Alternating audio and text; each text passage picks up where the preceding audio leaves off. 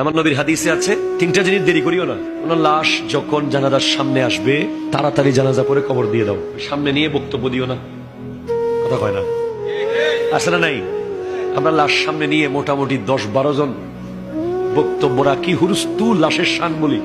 লাশের উপর যে কি কষ্ট হচ্ছে এটা আমরা বুঝি না। তো লাশকে সামনে নিয়ে বক্তব্য দেওয়ার প্রবণতা বন্ধ করতে হবে, এতে মুর্দার কষ্ট হয়। ওনার কারাগার থেকে উনি বের হয়ে গেছে, দুনিয়ার কারাগার থেকে।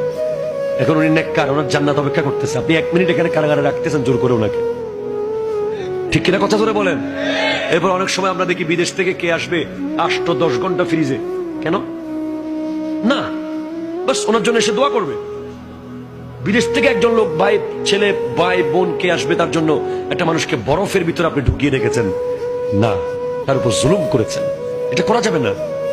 কসরু আজমিল মাইয়াতে কাকাসরিহি হাইয়ান, হাদিসে আছে একজন মুর্দার মরার পরে হাড্ডি ভাঙা জীবিত অবস্থায় হাড্ডি ভাঙার চেয়ে আরো কঠিন কষ্টের। মানুষকে বরফে রাখতে পারবেন আপনি? 10 মিনিট রাখা যাবে বরফের ভিতরে? আপনি এসি একটু বেশি বেড়ে গেলে আপনি কমাই দেন, ফ্যান শীতকালে একটু বেশি চললে আপনি বন্ধ করে দেন। আপনি একটা লাশকে ঘন্টার পর ঘন্টা বরফে রাখেন, আপনি জুলুম করেন।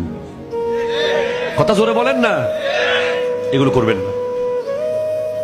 আমার নবীর হাদিসে আছে, তিনটা জিনিস দেরি করিও না। ওনার লাশ যখন জানাজার সামনে আসবে তাড়াতাড়ি জানাজা পরে কবর দিয়ে দাও, সামনে নিয়ে বক্তব্য দিও না।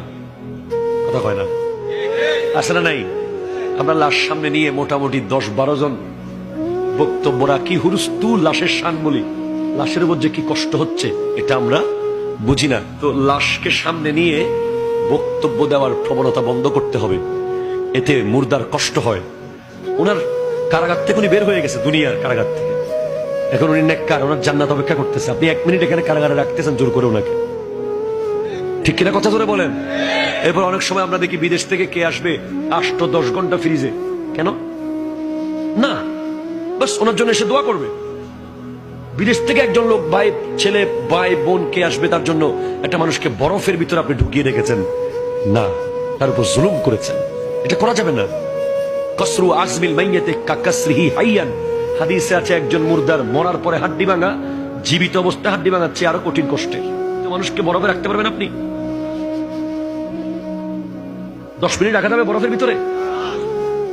আপনি এসি একটু বেশি বেড়ে গেলে আপনি কমাই দেন, ফ্যান শীতকালে একটু বেশি চললে আপনি বন্ধ করে দেন। আপনি একটা লাশকে ঘন্টার পর ঘন্টা বরফে রাখেন, আপনি জুলুম করেন। কথা জোরে বলেন না, এগুলো করবেন না।